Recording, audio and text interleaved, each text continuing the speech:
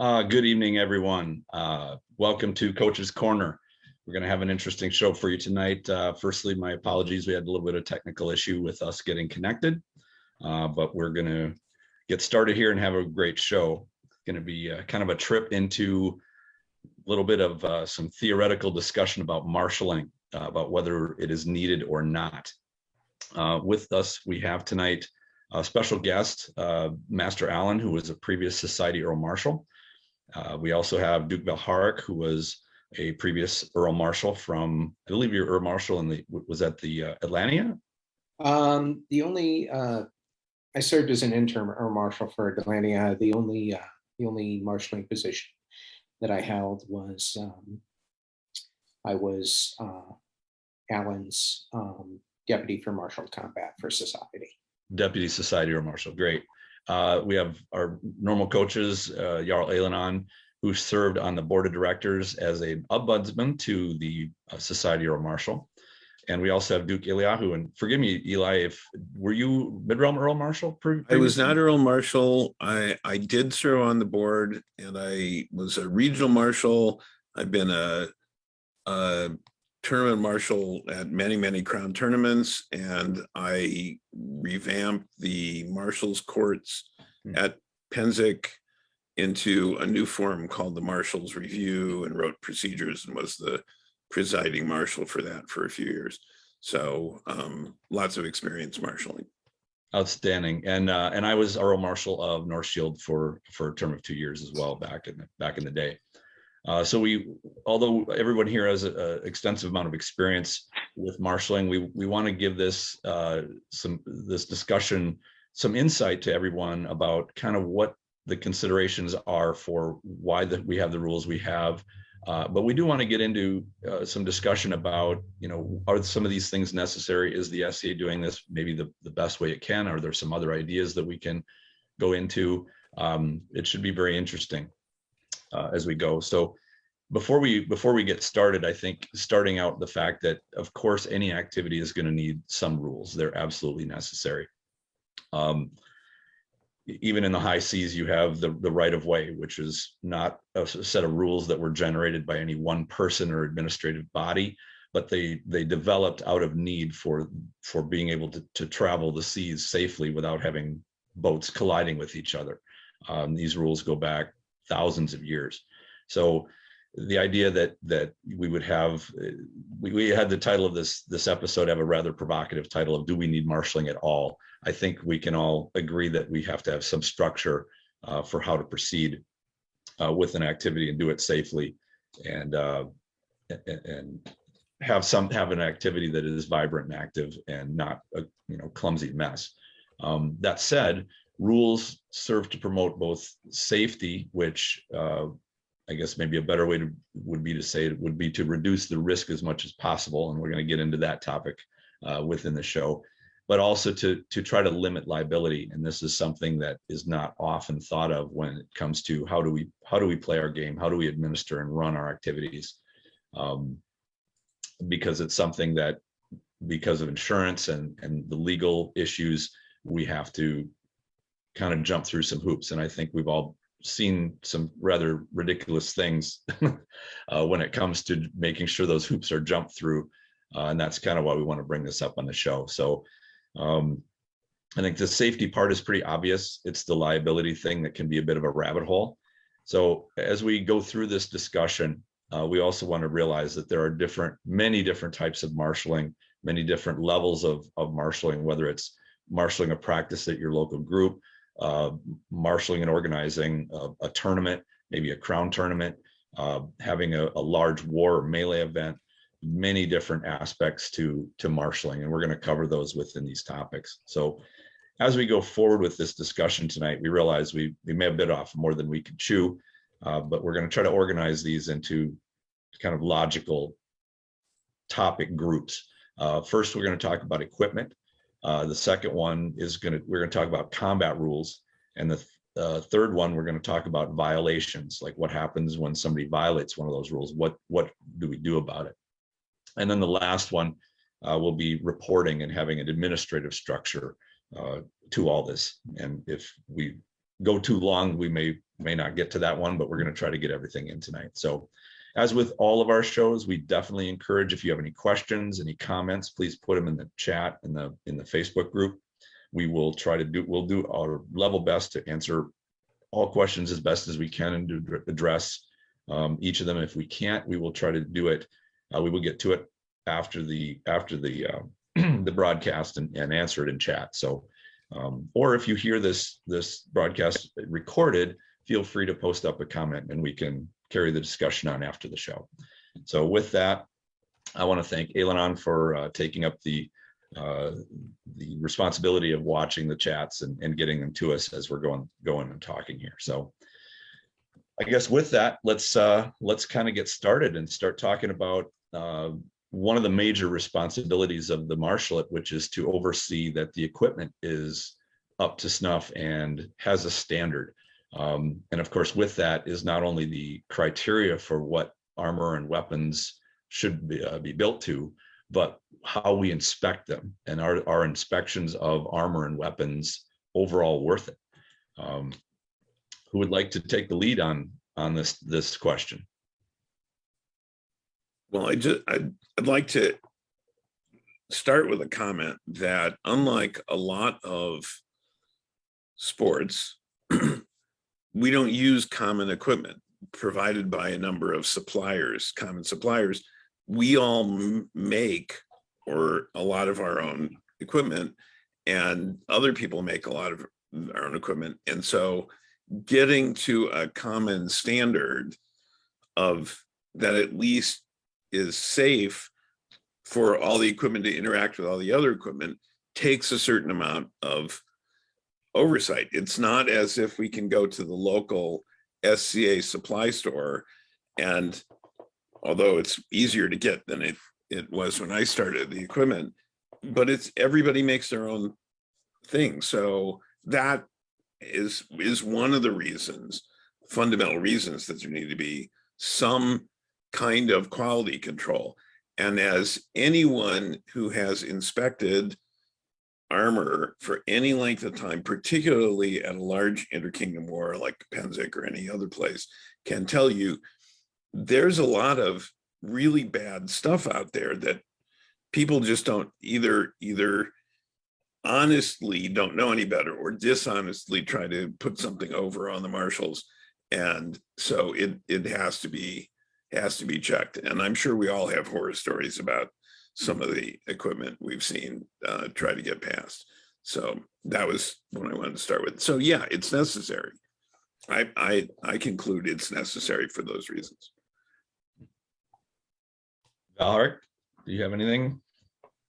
Well, also, we have to take into consideration that there is a lot of room for the individual to decide how protected or how unprotected they want their body to be.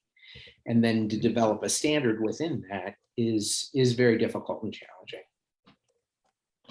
Yeah, and I would say that having seen even people of vastly different builds have a variances of what, for example, would cover their kidneys, what they consider adequate protection for the kidneys. I've seen people that are built like a bull that have got such a sheath of muscle around their abdomen in the back of their body that they don't mind wearing, just a gambazon, and it would be very, very hard to hit them to get them to the point of injuring a kidney. Whereas you get somebody who's like me, very lean, and I have to have kidney protection because of the way that I'm built. And I think you bring up a good point that, especially with armor standards and things, different choices, I think most of us would advocate, anybody who's starting new would say get vambraces and cuisses, cover your thighs and your forearms, or you're going to get hurt. But those are not required. Yet, and I think Eli brings up a great point of there are no manufacturers that take on the liability of the armor that they make. And here's where we get back to that liability question again. If you make your own helmet and maintain it, whose liability is it when it fails? And not to say that there's a horror story, but I had a former squire brother of mine who was, repatting his helmet. He was going to repaint the inside, and he turns it over and he sees a speck in the bottom of it. Well, the speck was light. It rusted through to the point it was so thin that had it got hit very solid, it probably just would have opened like a beer can, because he'd been fighting in it for 15 years and it just kind of rusted and got thin. Well, if that thing fails, was it a marshal who did not inspect the thickness at the top of the helmet, whereas the thickness along the bottom would have passed a gauge? So in a failure instance like that, where is the liability? Is it on the SCA for having admitted that it inspects all armor before it goes onto a field? Or is it the individual combatant's liability to say it's your head in there and you need to check this regularly to make sure that you feel safe with it? Real world scenario of, could have been a disaster. Thankfully it wasn't. But I think these are issues where, are the inspections comprehensive enough to really ensure that our liability is protected, or is it more of a paper tiger? Alan, do you have something perhaps on this? I'm sure you The fact got that some I'm comment. vibrating hasn't made that obvious to me. So the answer is we're all responsible, okay? We're all responsible when we decided we wanted to participate in Fight Club, or in the case of the SCA, when the SCA decided it wanted to run Fight Club, okay? And advertise events and hold activities and charge for entrance and so forth, and really organize and sponsor this thing that's going on. So anybody in this whole lash up can mess up. The society marshal can write a wrong rule that gets approved that doesn't do its job. The fighter may come onto the field with a helmet that you can see light through, just as you just mentioned now. A marshal can inspect a helmet and say, well, it's got a chin strap, it's probably okay, and miss the fact that it doesn't have any padding across the forehead. And the next thing we know, we got a fighter who took a spear shot and he's all of a sudden blood is running down his face. There are multiple opportunities for things to go badly. Okay? I'm going to do this very quickly. I'm not a lawyer, but I spent a lot of time talking to the in-house counsel as society marshal. So from a corporate perspective, what keeps the SCA on the straight and narrow is the fact that we do have rules. We sponsor a risky activity. And what a corporation does to protect itself and its officers is to have a set of policies that are approved by the main governing body, that are then put into procedures that are used in the field. We sponsor the warranting and training of marshals, actually the other way around, to execute those rules. And we require fighters to comply with them in order to participate, because the marshal, its big shtick is you can't play in the end, right? We have a disciplinary process if those things are wrong, so that people can be held accountable for their parts in this. But as long as a marshal is executing their office according to the rules, in other words, enforcing an inspection point or a melee combat convention, etc., even if someone gets hurt, that structure of rules and authority takes the liability away, in the sense that it goes up to the society level, and yes, the society may get sued, but you won't personally get sued. It's also unlikely that the individual fighters are going to get sued. One of the things is we run a volunteer nonprofit organization. I want to emphasize the volunteer part. Professionalism is not necessarily, from a legal point of view, expected of a marshal. I expect it of all of my marshals, but there is a certain amount of amateurism that is expected in a volunteer organization enforcing its rules. Hope that made a lot of sense. It may not have. Yes, it did. Definitely.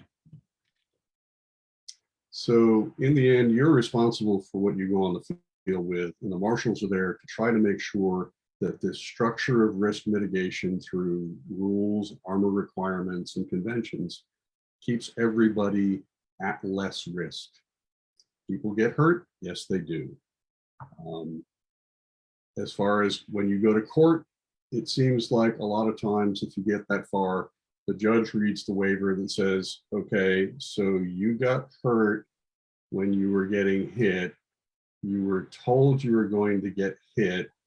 You voluntarily participated. In fact, I have a small card here that you sign to indicate that you agreed to this. And I haven't heard a proceeding really that's gone much beyond that.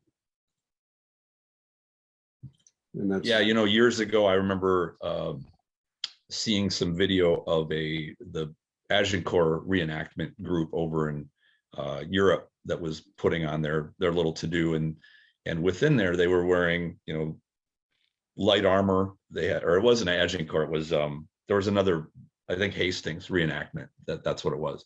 They had the Norman open face helm just with the nasal and the coif, and I watched the archers, and they were using wooden arrows with rabbit blunts, and they were firing at each other.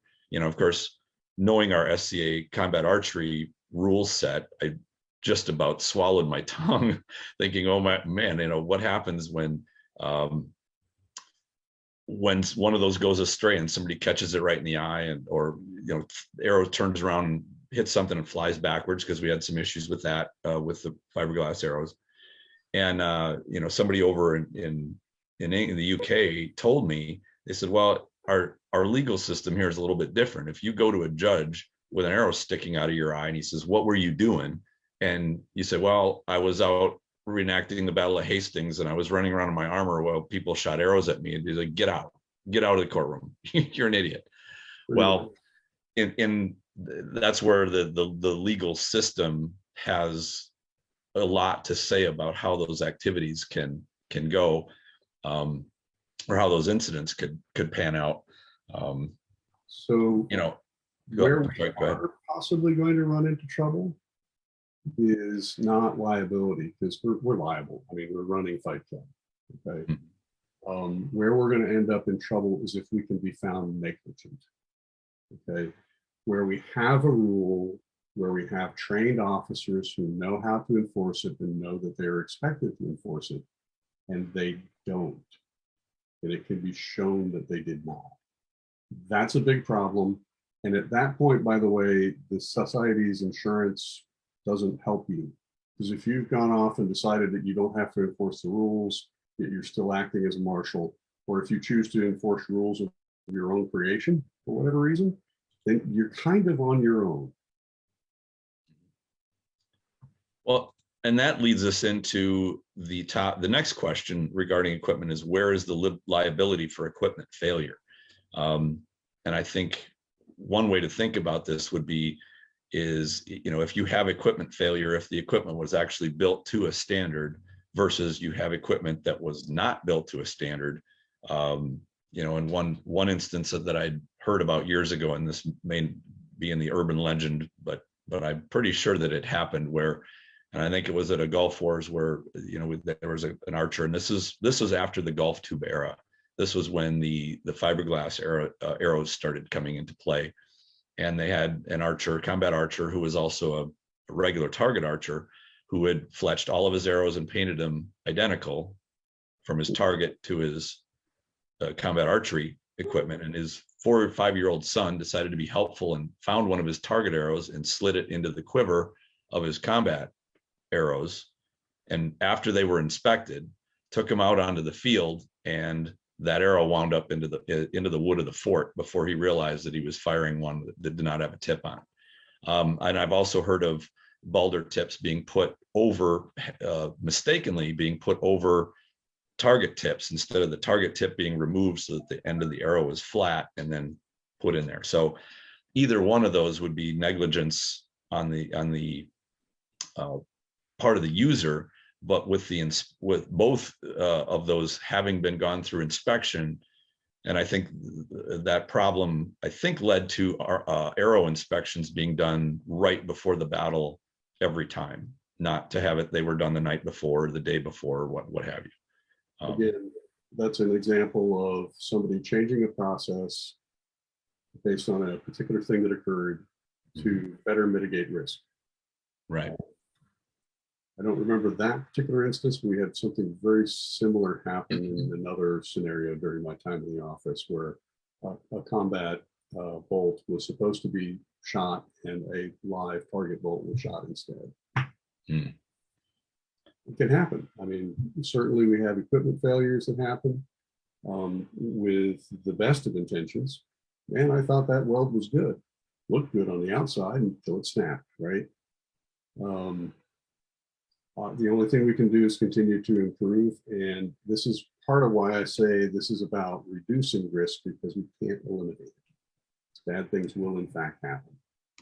The scenario I mentioned earlier about the chin strap, that exact thing happened right in front of me at Gulf War. And the tighter turned around, blood shooting down his face, got him off to the side, set him down, made sure somebody was taking care of him, and then picked up the helmet, looked inside of it because I knew exactly what I was going to find. Mm-hmm. I took the helmet straight to Marshall's point and said, okay, here's the tag number for that Marshall, bring them over to me. And while there's still blood dripping down the bars, said, this helmet should not have passed inspection. So we try to train our marshals up and fix the errors that they make. But they will make errors. They're human, they're volunteers. Sure. Ailgheanan, you had a point. Well, I think this is a good place to insert it, sort of the everyman fighter thing. So I certainly agree that some set of rules and some set of standards are required to get a minimum level of safety. And then, you know, as a society, we say, well, this is the minimum level of safety we're shooting for. You know, but I think the everyman fighter is, you know, well, how much is too much? You know, when it is too much, you know, when there's a lot of rules associated with how helmets are supposed to be inspected, well, then that's asking a lot of marshals all over the SCA to have the exact same training, you know, the exact same level of attention to detail. And, you know, like a lot of fighters, you know, my thing oftentimes is I would like the bare minimum set of rules that cover the most important bits of safety. So, you know, head, of course, throat, of course, but pretty much after head and throat, you know, I kind of want to, like, you know, prove it to me that everything else is necessary. You know, you're going to hurt stuff. You're going to, you know, you could get a broken arm. You could get a busted up knee. You could get, you know, your joints are important. And I think saying and telling people how they should be covered is really good. But from a standpoint of almost anywhere else, it's, you know, well, that's going to hurt if you get a hard hit there. And it might even sideline you for a while. It might even send you to the hospital. But, you know, if it's not going to kill you, I'm not as concerned personally as a fighter that we legislate too far on what is safe and unsafe. You know, it adds a layer of complexity that, you know, a lot of fighters resent. And, you know, when you see it, you know, applied differently, how the inspections are done from war to war, from marshal to marshal, you know, it gets very frustrating. So, you know, when there's less to actually have to do to inspect, you know, as long as it's still covering the most important parts, that's kind of where, you know, if I have a doctrine, it's like, you know, let's try to minimize as much as possible. You know, from my standpoint, I would prefer that there was a society set of rules and there were no more kingdom you know, these differences at kingdom. It's maddening, especially if you travel. If you don't travel, yeah, it's no big deal. Whatever the kingdoms are doing, you know, well, that's what you think is the rules. You know, as a matter of fact, if you don't travel very much, you can't, it's hard to imagine that you're going to go to another kingdom and the rules might be different, but it is the case that the rules are different. And, you know, people run up, you absolutely have to have a van brace here. It's like, well, I don't have to have one where I'm from. So what's it matter? It's like, well, you know, you'll get your arm broken. It's like, my arm. You know, I could, but it's my arm. What's it matter? Well, you know, it's a rule here. Probably a rule here because you gets hit too hard. But you know, so that's kind of what I want to bring up. You know, that marshaling, who needs it? Sometimes I absolutely fall in that camp of asking who needs it. It's like, well, and I agree, we do need it. I just want the minimum amount and the easiest to read and follow rules that we can possibly have. Eli, you had a point. Yeah. So with respect, Your Grace, you have a significant amount of experience fighting and in multiple kingdoms and understand the risk. You have informed consent. There are many people, particularly when they're starting out, who may read the rules and who may have it explained to them, but don't really grok the essence of what it is to be hit. So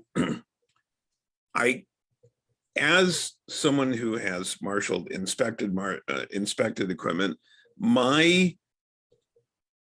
always in my mind is, does this pose a risk of fatality or significant injury to the person? Because I'm looking out for them. One of the principles I was brought up in the SCA was that we're looking out for each other's safety. So as a marshal, I'm looking out for other people's safety. And I tell people that when they say, well, why do I have to do this? Because I'm concerned as a marshal, I don't want you to suffer death or permanent injury that will affect your life in a negative way. That's why I'm telling you this. I'm also telling you how to fix it so you can get out on the field. And, you know, without getting into the horror stories of the potentially fatal equipment interactions between helmet and breastplate and gorget and other pieces that could have permanently paralyzed or killed somebody that they didn't understand.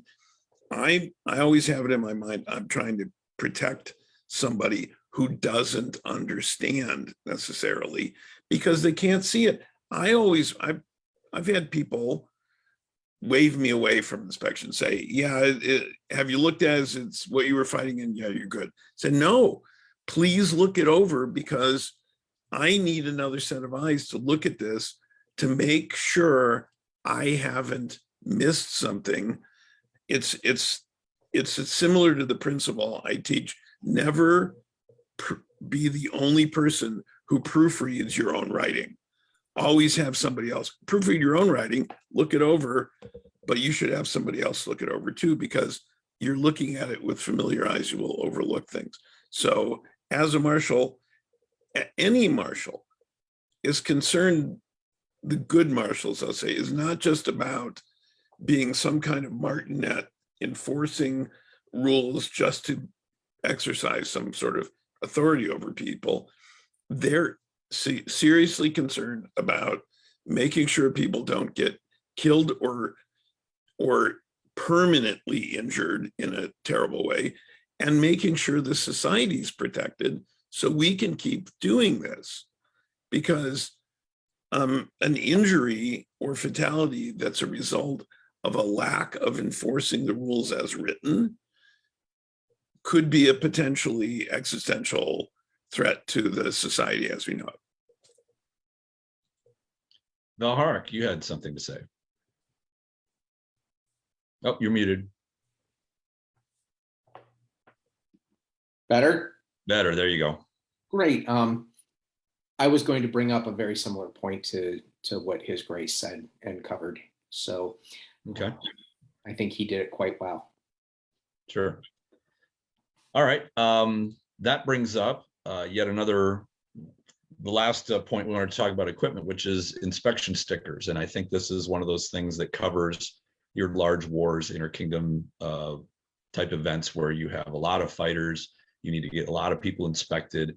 Maybe it's a multi-day event where you don't want to have to re-inspect every fighter every day. So you have some method or mechanism, usually to inspect them once, that will cover them through the whole war, through the whole event. Valahric, you want to address this one? You're muted again. I know it's not practical to inspect every day, but I don't really feel that the stickers are an effective way of mitigating that. I never have. I think a lot of stickers get put on a lot of helmets that possibly may or may not be inspected. I think a lot of stickers are given to individuals who then go out and do their very best to inspect. But there's a big difference between those two things. The nice thing and the most positive thing about a sticker is if the sticker is not on the helmet, the participant shouldn't be in the fight. And then that gives us an opportunity to enforce our rules by taking or giving the sticker. Sure. Eliahu. Yeah, you're muted. Yeah, there we go. So stickers serve another purpose than just saying you've been inspected. When the sticker also has your, say, I'll use Pensick as an example, everybody gets a number, a medallion, something that's their number for Pensick, and that goes on your helmet along with the number of the inspection, the metal number of the inspecting marshal. It's a way of identifying who said the equipment was okay and identifying the fighter. If that person breaks the rules and has to come to what has been called a marshal's court, although I prefer a different term for it, which we will get into, but it's a way of saying, this person, I know it's this person because this is the number, and I took down the number, because lots of people are wearing armor and it can be hard to identify somebody if you don't know them. And if people aren't wearing heraldry, which is the reason, one of the reasons heraldry existed, yeah, I put a number on them. It's not like we're not wearing jerseys where with, a bib or something on it. I wish the stickers didn't, I hate the idea of putting a very modern looking sticker with a number on my really nice helmet. I think a lot of people who spend a lot of effort working on their harness to make it enhance the ambiance of what we're doing and the verisimilitude of our recreation don't like putting a sticker on it. But if I'm marshaling or somebody else is marshaling and they see somebody do something unsafe, and that person needs to, that situation needs to stop and needs to be discussed afterwards, how do you get that person? What's the logistics of getting that person and other people to a place where it can be discussed with the marshals, when they can disappear into a crowd of people wearing the same style armor, wearing the same heraldry, wearing, and so on, and just disappear. So it's not, I don't think it's a perfect solution, but it's the one that has been, it is a solution to something. If there's a better one, hey, short of radio transmitters, RFID tags and barcodes, numbers are at least less easier to manage putting on people. Sure. Yeah, those are some good points. And having seen inspection stickers kind of passed around just because of logistics of getting, and this was at Pensick that I saw this, so many fighters inspected. Stickers tend to get distributed to warranted marshals from different camps and things like that. And then, once those stickers are floating around, anybody with a marker can put any number on it. So, I mean, it's certainly not, like you said, it's not perfect, but it's understandable what the goal is that they're going for, to try to trace down. Of course, this would be after theoretically some catastrophe, to find out what the point of failure is. And this kind of comes back to the liability issue, right? Find out what the failure was. And I think this happens with any plane crash where they try to figure out, all right, what contributed to the accident so we can avoid having it happen again. So let's move on. We're cruising through some time here and we could go into this really in depth, but let's get to combat rules. And the first one question we want to talk about is, are authorizations effective? And that is, and now granted, I come from a kingdom where we had not only a basic combat authorization, which was, I think, valid. Essentially, it's you acknowledge that you understand and you can demonstrate that you know the rules of the list and can fight safely. You know what target zones are, you understand calibration, you demonstrate that you can wield a weapon to at least moderate effect, be able to protect yourself. And I think that's a good baseline. In addition, we also had, and I always questioned this, which was to have authorizations for every weapon style. And I'm not talking about like rapier fighting and equestrian. This was back when it was sword and shield, great sword, bastard sword, spear, polearm, two sword. All of that stuff had thrusting tips. All of them had different authorizations. And granted, I came from the mid-realm and I love the mid-realm, but it seemed like it was a bit bureaucracy heavy. Like it did not necessarily need to be quite that intricate of a system to see that somebody understood the basic code of combat. Would somebody like to comment on this one? Alan, let's throw this right to you. Yeah, I authorized long enough ago that I authorized that day in weapon and shield and short weapon and shield. Small microcosms of stuff. We used the mace. It was fun. We used to love that. Authorizations are good in that they identify fighters who might not understand the rules at that point in time, might not be able to actually carry out, not have sufficient training or physical fitness or capability to actually comply with the rules. I've always felt that they're a snapshot in time, though. In that authorization, I was just referring to dates to 1984, and I know some of you go back further than that, but you know, it's a long time ago. I've never been asked to reauthorize sword and shield since that point in time. It's still on my card. There's no real huge reason. Those of you who know me as somebody who shows up on the armored field infrequently, and usually with a great sword or a spear at this point in time. So I think it's reasonable to question the validity of my weapon and shield authorization against Sir Strikebar in 1984. What I think I would say as the counterpoint is I now have an authorization card. I can be expected to be able to follow those rules. Okay, we know you knew them at one point, and you're still carrying that card. You haven't said, hey, I need to turn in my authorization. You can be expected to conform to those rules. I think that's the value they have going forward. Do they reflect competence? Well, that's questionable, given how often people may show up. The guys who show up to Pennsic once a year, for example, does their authorization card mean very much? Your mileage may vary. Sure thing. Good point. Eliahu. Yeah, I like the idea of saying the authorization means I know and I am responsible for following the rules. I think the other thing is that just as we were saying, an inspection is not an inspection, is not an inspection. It varies widely. The way authorizations are done matters. The techniques of how the authorization is conducted matters.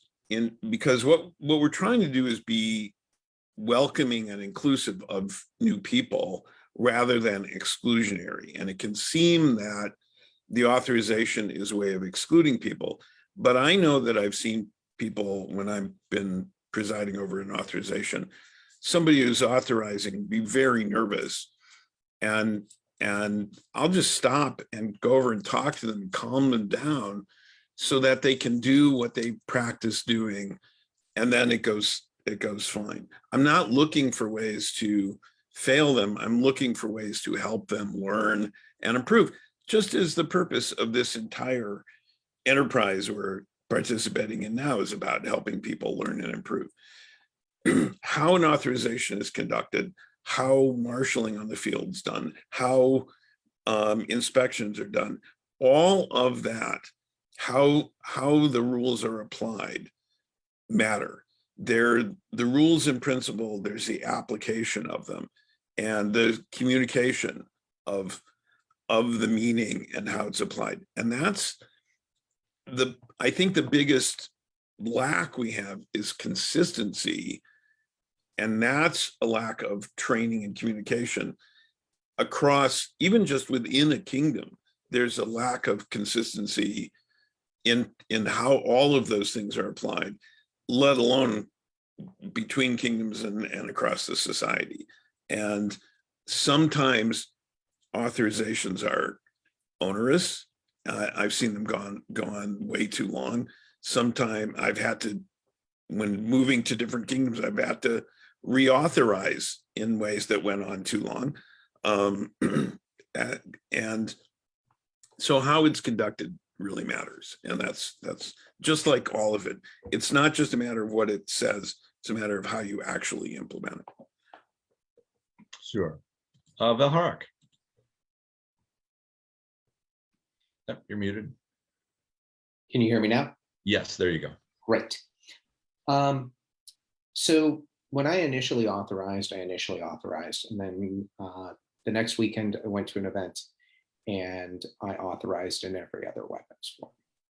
They didn't allow you to authorize in a secondary weapons form during your initial authorization, but I had been fighting in other groups for quite some time. The one thing that they did make a very good point of at the time was knowing that I understood the rules. They could clearly tell that I could fight, but the main thing that they wanted to know is that I understood the rules and understood how to be safe. And that is, at its basic point, the only thing that I think an authorization is worth. It gives you the opportunity to very early spot problems that, if not addressed immediately, could be dangerous to the individual, most likely, and to the other fighters secondarily. Sure. And that brings us actually to what I think is a very good elephant in the room question, and that is regarding calibration. I think everybody that's traveled to other kingdoms, especially multiple other kingdoms, or gone to interkingdom wars, has experienced a vast difference in regional calibration levels. And the question here is, can calibration be codified? That is, can how hard you need to be hit be written down clearly enough that it can be bring upon consistency from kingdom to kingdom? And I have always felt, I shouldn't say always felt, I came to this realization that the idea that a blow through the chainmail over a gambazon with an iron helmet standard, that a blow would be hard enough to immobilize somebody through that, has led to some of the highest calibration interpretations across the society. Meanwhile, what I found throughout my travels was that is not the society standard. That is an aberration, and that really the standard that most fighters come to, just in terms of a good playable calibration, is that a blow needs to be clean, needs to be a telling blow that's not interfered with, and needs to have, and this is where the codified part comes in, needs to have decent oomph to it. I don't know how you could write down on a piece of paper what that is, pass it along to a group of people that are in armor for the first time, have them read it and go, okay, I understand how hard I need to be hit for it to be a telling blow. And I think that's kind of the tricky part. And what I realized, the answer to that, one answer, is that our training at practices, mentoring person to person, passing along experience, is where that rule really takes place. It does not happen off of what is written in the rule book. It happens off of what you learn from being taught by fighters with more experience. Valahric, I'll pass this to you.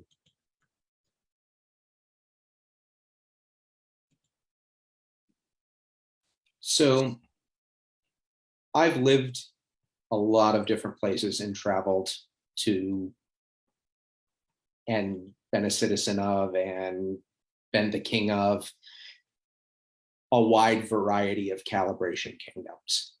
And one thing that I've always prided on myself on was that I was always someone that other fighters enjoyed fighting and wanted to fight. And I can fight at a level of calibration that can win an Atlantean crown, and I can fight at a level of calibration that can lose a Meridian tournament. The thing is it should be a conversation. Calibration has to be a conversation. If you are fighting someone that you respect and they tell you that you are hitting them too hard, you need to adjust accordingly, and probably adjust accordingly to anyone you fight in that person's group. Quantifying calibration is going to be the quantifying of common sense. And that's the only way it can really work. And yes, we have the tools of culturally teaching that and passing that information on, but we're going to have to lean on our better selves to really police that, understand that, and accept that. And then maybe if everybody starts doing that and that conversation picks up and that becomes the standard, I don't know, a calibration test prior to a fight. Hey, this is what I think is good. Oh, that's too hard for me. If that's done consistently enough, that will bring everybody to an even level, hopefully. Sure. But that goes to standardizing rules across the board. Sorry. I almost wonder if having with COVID a lack of inter-kingdom events for a long period of time, and maybe having them be slow to start up again might bring more regional differences back. Because I know for a while there, because there were so many people going to Penzix, Estrellas, Lilies, it seemed like the calibration was starting to more in Gulf Wars. It's starting to more meet in the middle. And because of those experiences, it would spread back to home kingdoms. Just my observation. I wonder if that's the case.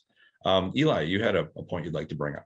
Yeah, and I agree with His Grace Valahric about calibration is really a conversation, because what we are trying to do is convince the other person that they've been struck. And you persuade the other person that they have been struck by not just by the amount of force, but by the placement, by how well you got around their defense, how well you positioned it.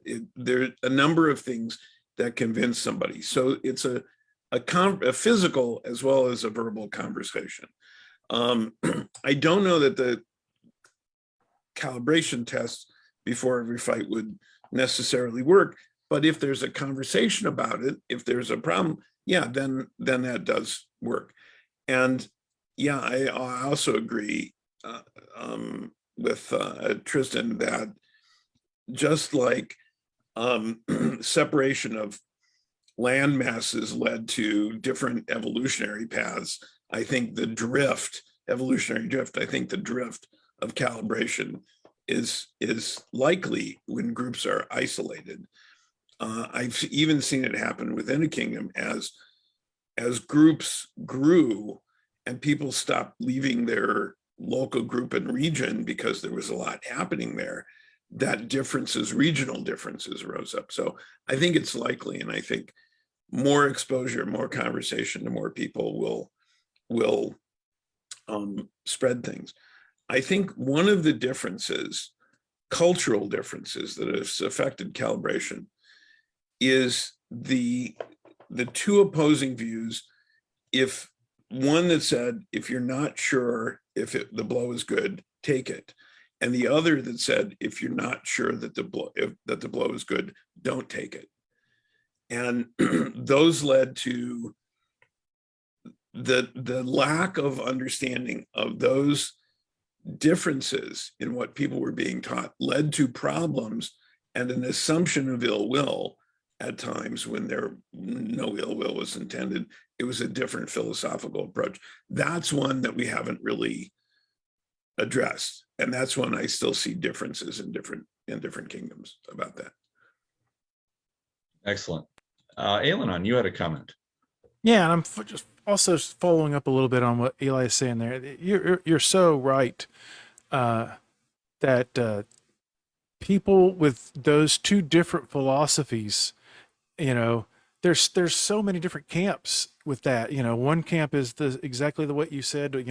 When in doubt, don't call it, and the other camp is when in doubt, do call it. And when those people meet, it's not necessarily a lot of fun, and it's caused a lot of ill will in the SCA for the entirety that I've been in, for sure. And I've been trying to work with people that if when in doubt, another way to say when in doubt is when in question. Well, let your mouths do something. Hey, I'm having some difficulty calibrating that through. And I know it's not your place to tell me if it was good or not, but what can you tell me about that shot? There's always an opportunity for fighters to help each other out with trying to get a norm for calibration. It's the only way we'll get a norm of calibration. If we're not communicating with each other, it's always going to be everybody has their own individual, and they're going to be from super, super light to, painfully, harmfully hard. So when we're open-hearted and open-minded about calibration, we're able to discuss it without having people's feelings get hurt by it, in such a way as that we try to, we all try to meet somewhere that's going to be a good level place for us. One of the things when His Grace Valahric was discussing about, things, it made me think, because he was talking a little bit about, conversations about calibration and, if someone's hitting too hard, they can help them bring it back down. And the majority of calibration discussions that I've heard, in my time aren't necessarily about too hard. Maybe once, twice, 3 times a year tops, we're having to have discussions with someone about, okay, you're throwing harder than everybody else. Why don't you bring it down a little bit? And most of the time it's, wow, your ability to calibrate how you call these shots seems to be out of whack with everybody else here today, or, everybody else in your region or whatever. Those are the kinds of more common kinds of questions, I think, with regard to calibration. And again, if everyone from the fighters to the marshals, everyone involved comes at it with an open-hearted perception that, we're all just trying to be better at this. We're all just, I believe that the person that I'm fighting with is an honest person. So, if we have some differences, we just work them out. We'll discuss it. We'll get through that. It goes back to your original question, though, about, can calibration be codified? And I do not know how you write that down as a society codification versus, a kingdom codification. In kingdoms I've fought in, the regional differences in calibration have been extremely obvious. You drive 50 miles one way, and how people are calibrating is different than how they are 50 miles the other direction. So how to write that down in such a way, I don't know that we've done that yet well. And certainly the chainmail, everyone should just fight like you're wearing the mail over the gambeson, over the this, over the that, and that's a romantic notion that people are going to be able to read that and then suddenly all call shots the same way. So it's something that we should be constantly working on and such. With regard to calibration, I have an observation from the discussion that's going on, and it's with regard to calibrating and being a woman, a female fighter, and it's been interesting for them. Some have experienced, as this person has, that women fighters are expected to hit harder to have a blow counted by their opponent. And, I have absolutely seen that. I've seen people think that, they want their female fighters to hit harder, so that they're not meeting some idea of what they consider to be a stereotype. And I've also seen it really hard for female fighters when people in their local group bring their calibration down, and then expect a lighter blow and are calling a lighter blow, which is just setting that fighter when they go and they start traveling up for some heartache. We've got to do a better job of calibrating with some kind of gender blinders on there and just getting to a much better spot. So I appreciate the streamer's frustration with that. And then I'm going to turn it all the way back around to a question that we had earlier when we were discussing inspections. And the question was, is there any discussion or direction at the society level that we would move away from inspections? And I think Master Allen can answer that since he's served in a marshal role the most recently. I believe the answer to that is no one is thinking about that, but Master Allen, you can certainly answer to that. So going back to my earlier discussion about risk mitigation and defending the corporation, defending its officers and doing their jobs and so forth, I don't see a way around it. And partly that's simply because everything I described there is so much a part of the modern conception of risk mitigation for corporations and individuals, and it ties in with the current American legal idea of liability, et cetera. It would be a huge step to figure out another way to meet those same goals of defense in that sense. Obviously, I've been Society Marshal for a couple of years, so I don't know if any conversation might be occurring now, but it certainly wasn't something during the 5 years I was in the office. And Eli, you had something. Yeah, and the discussion of calibration and the conversation between two fighters leads me to a comment I've heard from fighters who object to marshaling being, and I don't call it active marshaling, I call it informative marshaling. I'm there to as a marshal, to let the fighters know if they have a question, if they're not talking, if they're disagreeing about something, to let them know what I have seen and other marshals have seen, so we can inform them. And that is not, as some have said, you're questioning my honor. No, we're helping you to safeguard your honor. Everybody misses stuff. Everybody makes an error. Everybody doesn't notice something that has happened. We're letting you know so you can make a decision with that, an honorable decision with that. We are assuming that you're honorable and that if you have the information, you'll make an honorable decision. And that could be, you could decide, well, I don't think it was good. I do think it was good. I didn't realize it happened, or so on. But there's a way to do that. And so I wanted to mention that because I've heard that a lot. And any discussion of marshaling has to address the question about, does marshaling question people's honor? And my answer is no. We're helping each other. We are looking out for each other. And that includes not just the quality of your fighting, the safety of your fighting, but also your renown and helping you safeguard your renown. I have seen the renown of decades collapse into infamy in an instant because of something that happened on the field. Not because of what happened, but because of how the person responded to it. And we are here to help each other. And as marshals, we have an additional responsibility to help each other with that as well. Thank you. Valahric. So back to the calibration question, one tool that I find incredibly useful when I'm fighting someone is to look at how they're armored.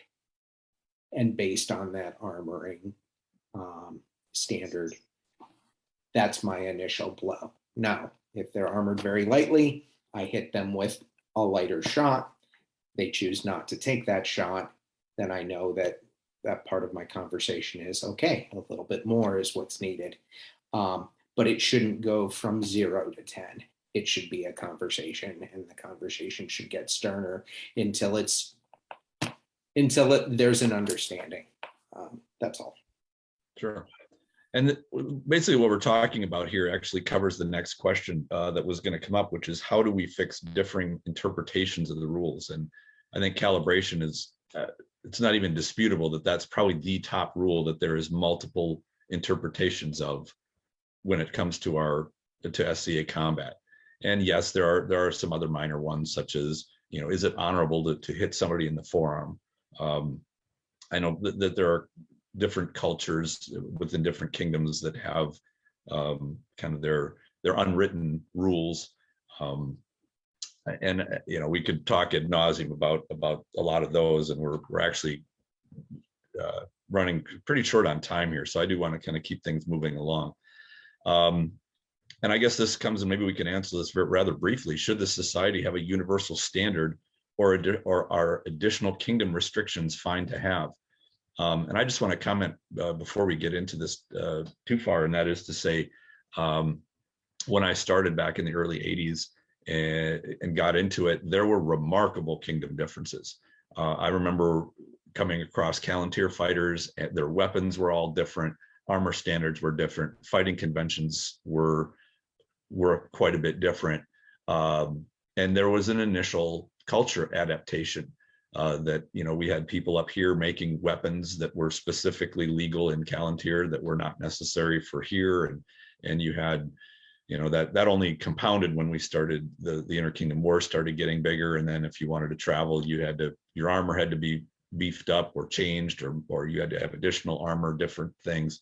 And as I saw the drift happening with more and more travel, it seemed like a society-wide standard was being embraced by more and more kingdoms, because they didn't want to have to mess with different inspections at an interkingdom war, because they had marshals that didn't know other kingdoms' conventions, and it just got to be too much hassle. So during my term of Earl Marshal, we also had I followed that trend with other kingdoms that decided to go to society standard armor conventions just to wipe all of that stuff off the table and just say society-wide armor standard. And then if there were other minor rules or variations that were kingdom specific, we could have those. And it turned out we had, I think, very few, if any, but it was a great deal of paring down of the rule book so that there would be more of a standard. Alan, I'm going to switch to you to respond to that. So a couple things here. There is one Marshal's handbook. Technically, there is one standard. Is it always as clear as it should be? Well, I think our experience in this group at least would indicate that it's not always the case. There is, however, a formal process by which we are meant to resolve that. It's not always used. Normally, the Society Marshal runs some kind of a form, whether it's an e-list or otherwise, where if an interpretation of a rule or a rule is not clear, can be brought to discussion. The Earl Marshals can discuss it out amongst themselves, and the Society Marshal will make some kind of a decision. It's something that I ran during the 5 years I was in office. And if necessary, the Society Marshal does a formal interpretation. Yes, this is what it means. If it's going to be a formal interpretation, it gets approved by the board. And ideally speaking, the Society Marshal, who knows what they're doing, puts it in a rule that gets approved by a board and vote on the next meeting. So there is a way for this, conglomeration of rules all across the known world to actually resettle itself if it is raised up and listened to and goes through a process. Does that happen all the time? No, it does not. I have seen several Society Marshals do it really well. I've seen some not so well. Sure. Eli had a point. Yeah, briefly, it should just be noted that rules can affect skill and prowess. And since we talk a lot on this program about prowess and developing prowess. And it's that, and I've seen it happen. If there's a certain rule set, people adapt to it, and that can change the emphasis of their skill and prowess and how they fight in ways that are people who grow up under those rules have blinders to. If it's, and sometimes they're not written rules, they are cultural rules, like not hitting somebody in the forearm, led to, not because it was in the rules, but because it was considered discourteous or unchivalrous. So people would tend to have a hanging block here because people, to cover their head, because you couldn't be hit in the forearm rather than other ways. So there's just one example. So just something that should be kept in mind, that the evolution of the martial form we're doing is affected and has been affected throughout its history by the rules. Ailgheanan, you have a question. A statement, I'm sorry. Yeah. So I'll answer the original question that you had on this particular topic about the variations in kingdom rules and stuff like that. I absolutely 100% advocate for the society minimum, and I think there has been a lot of effort in many kingdoms to move to that. Same thing as you said, I've seen a number of kingdoms that just did away with their own handbook and said, see society minimums, and then here's our one-page errata, basically, or here's our one page, which might clarify something, or it adds our own weird little stipulations of whatever it was.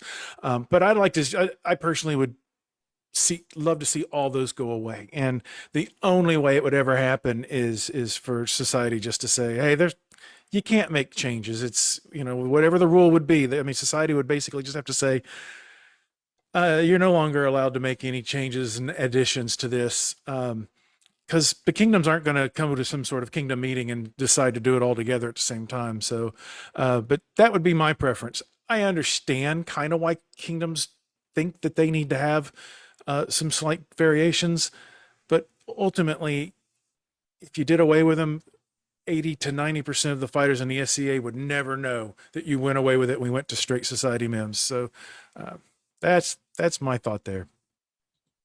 Excellent. Well, now we want to get to the last topic. I shouldn't say the last topic, because we want to talk about reporting too, but we also want to talk about violations. And this is with any rule, it comes down to, what do you do when somebody violates the rule? And this could be intentional or accidental. One thing that I've noticed, and way back to when I first started getting into melees, especially going to larger events, is that all combatants really do take an active role in spotting problems.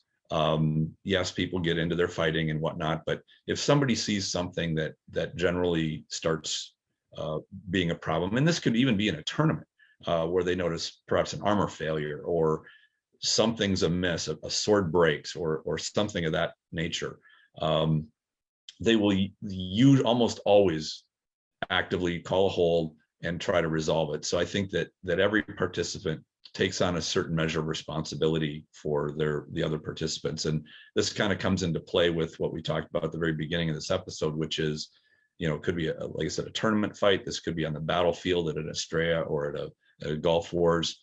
The one thing that I do think that marshals are particularly helpful for is not so much being the ones that call the hold, that spot the problem in the first place. Oftentimes the fighters do that, but the marshals do a great job in policing up and getting everybody ready to start again, and then calling lay on. If you left that just to the fighters, it would be a fustercluck. So, I think that there are, and I've heard the people that advocate, well, we don't really need field marshals in the field. In fact, it's dangerous to have them out there. They can get hit with arrows, or they can get overrun, and they're not fully armored. And you can't fully armor a marshal, because then they look like a combatant, then they will get hit, et cetera, et cetera. So I do think that if you could even call them more melee administrators or enablers, to make sure that the melees go on and are run cleanly and and expeditiously would be kind of the best application for them. But having hosted the kamikaze battle at Pennsic for I think about 10 years, we were doing that. We had very few violation issues, and there was only one that I recall that came about, and I wish I would have thought of this solution, because it would have been really good, which is to basically have a timeout, the square of hay bales out in the sun, that when two people couldn't figure out how to work out their issues, they can go into that square and sit there until they do, in the sun with nobody else around, and be done with it. Obviously this isn't the only way to deal with these issues. There's obviously and this is the question coming up next, is things like marshal's courts, or some kind of a after the fighting forum where people with disputes or who were caught with violations can cool down and go over what happened to resolve the issue and resolve the matter.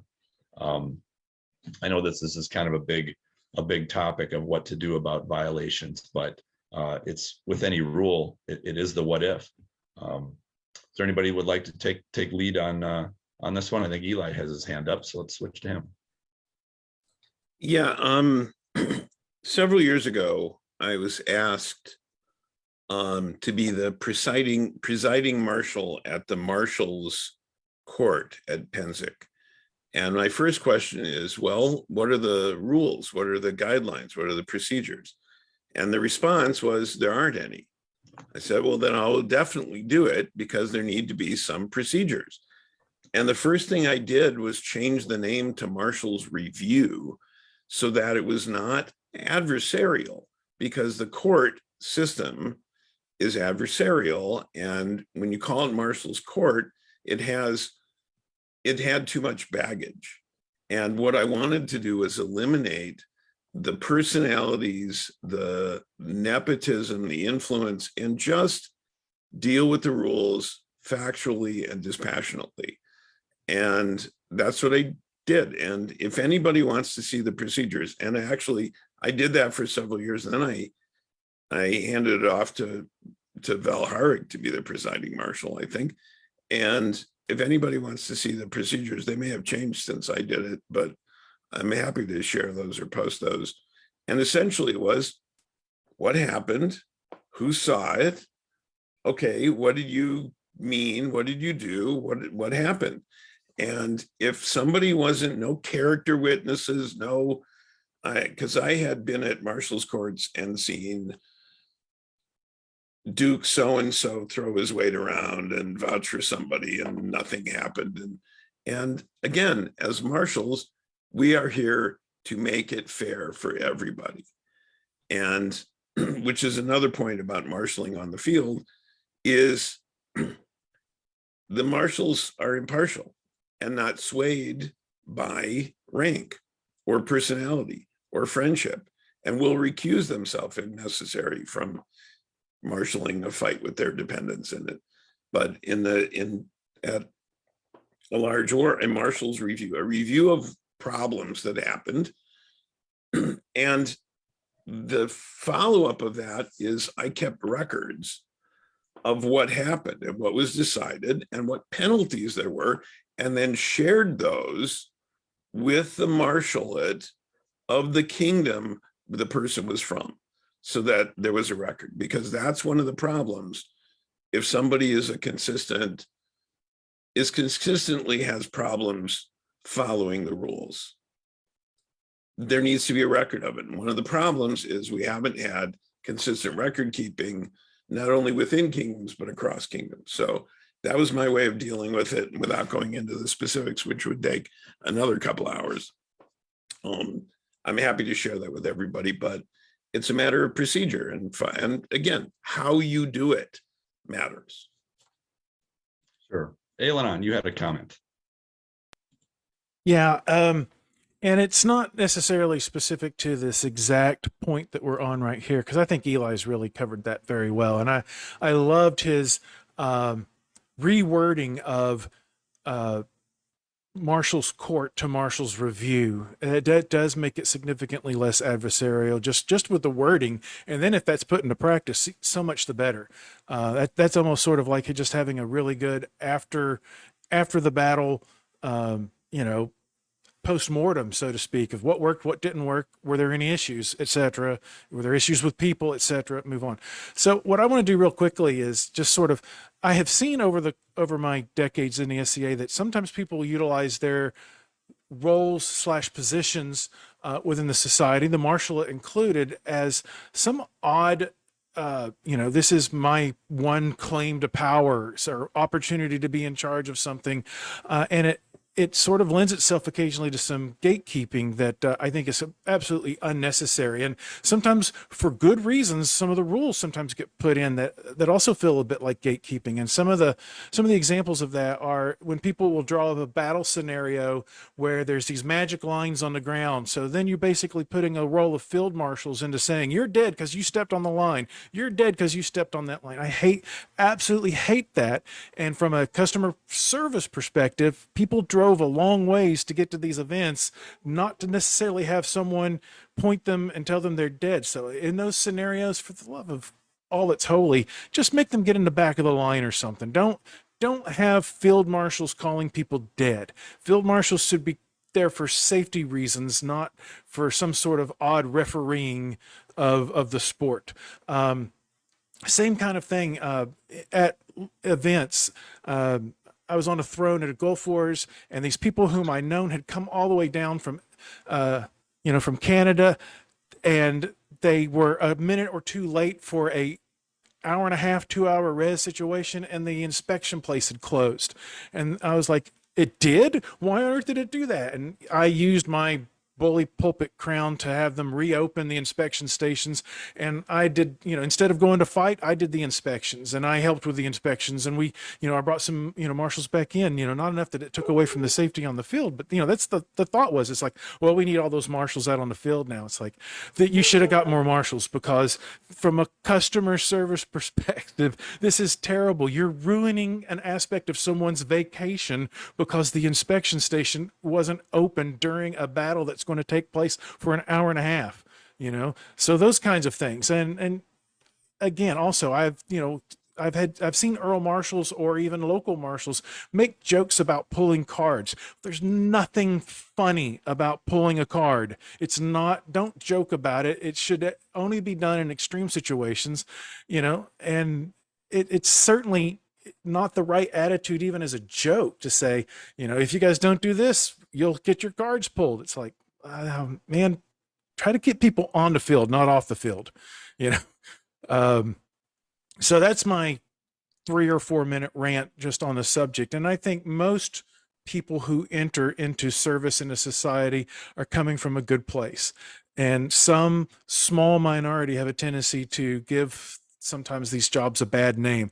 It's all our responsibility as peers and in any leadership role that we have to try to, help people remember that people have a choice in how they choose their weekends and what they do with their weekends. And if some aspect of what you're doing isn't helping them choose the Society for Creative Anachronism, you need to get a different hobby and a different job. So I'll get off my box. Thanks, Ailgheanan. Valahric. I'm going to go back to the Marshall review question. The main thing that I tried to do when working in that role was de-escalate the situations and get individuals talking, because generally across the board, most people aren't assholes. We are all here to play this game. We cannot play this game by ourselves. Once we take some of the heat out of the situation and get people in a dialogue, then there can be a coming to terms and understanding. And sometimes at the end of that, there can't be. There are individuals that really should not be playing the game. And we need to decide if they're playing the game at all, or if they need a little time out. And there are some people who need to feel like if they have done something wrong, they can do something to redeem themselves. And all of that can be handled in a very calm way. And again, the most important thing is really stressing that common sense is the path to a good game for everybody. Yeah, that's a good one to end on. And we've hit our 90-minute mark here, so we're going to kind of start doing our wrap up. I know we wanted to talk a little bit about reporting, and I think we covered that a little bit in some of these topics where we described, the reasons for having things like incident reports, or usually that happen with like tournament reports, where you document failures, you document whether somebody was violating the rules, or you have accidents or things that happen, so that we can prevent them in future. But with that, I'd like to invite each person to do their wrap up. If they have any final words they'd like to say. Master Allen, would you care to comment? Do you have anything further you'd like to add? Sure. I'll just emphasize that anybody who's been listening for the last 90 minutes knows that we ask an awful lot of various things of marshals. It's like 27 things we're asking them to accomplish, many of which they're not really realizing that they're doing at the time that they're working on things. The whole upholding our defense against liability is not necessarily evident to you when you are inspecting a helmet, right? What we need to do better, in my mind, is we need to communicate these more clearly, train them better for what they need to do. Because in my view, to this whole question we started with, marshals, do we need them? We should be training marshals such that we want to have them on the field. They are a value add. They're getting people through inspections. They're watching fights clearly, how blows are being delivered. They can answer the question of, how did that land? It was thrown properly. The joints were articulated correctly. It landed on a legal target area. I didn't see anything impede it. And then stop and let honor take its course. But I don't think we do as good a job at doing that with all of our marshals, and we need to do better. Eliahu, do you have any wrapping up thoughts? I think I pretty much covered it. In my comments, I just reiterate, we're here to help each other. All of us are here to help each other. The marshals do it in a particular way, but we're all, as fighters, looking out for each other, or should be. And that extends into not only the marshaling, but any official capacity that you function in. You're not there simply to enforce rules. You're there, the rules are there for a purpose, and the purpose is to facilitate what we all do in the enjoyment and continuation of what we do. And that purpose shouldn't be forgotten in the practice of applying those rules. Excellent. Valahric. Just remember, in every situation, if you go into the situation and you give individuals the benefit of the doubt, and perhaps maybe I'm wearing rose-colored glasses, there's a solution, and a solution that can make this situation better. And I think everybody should keep that as their hallmark when they are marshaling. Excellent. Thank you. Ailgheanan, your final thoughts. So through the course of this episode, I feel like I've taken the whole, side of, maybe we need less of this or changes to this or whatever. But ultimately, I do believe that the society requires a marshalate for a number of reasons. While I would like sometimes rules to be thinner and the presence represented differently, I am so grateful for the hardworking people who commit themselves to take upon these roles within the society. They almost always are coming from a really good place, and we as a society should do what we can to make sure that they're well trained and well informed, and then kind of get out of their way and let them do their jobs and let them make the society a better place. But Master Allen is a great example of that.